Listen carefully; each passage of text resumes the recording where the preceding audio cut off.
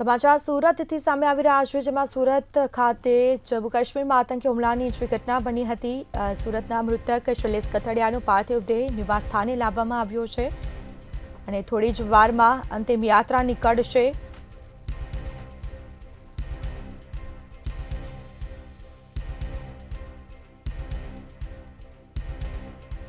શૈલેષ કથડિયાના મોતને પગલે પરિવારનું હૈયાફાટ રુદન જોવા મળ્યું છે.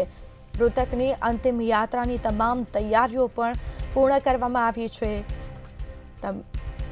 વિસ્તારમાં એક શોકનું મોજું ફરી વળ્યું છે. થોડી જ વારમાં મૃતક શૈલેષની અંતિમ યાત્રા નીકળશે. મૃતકના પત્ની અને પુત્રીનો સરકાર સમક્ષ રોષ જોવા મળ્યો છે.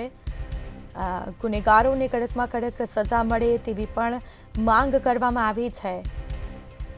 તો શૈલેષ કથડિયાના મોતને પગલે પરિવારનું હૈયાફાટ રુદન. જે મૃતક છે તેમના બે બાળકો પણ છે. બાળકોએ પિતાની છત્રછાયા ગુમાવી છે. તો જમ્મુ કાશ્મીરમાં જે આતંકી હુમલો થયો હતો, ગોળીબાર થયો હતો, જે આખી ઘટના બની હતી,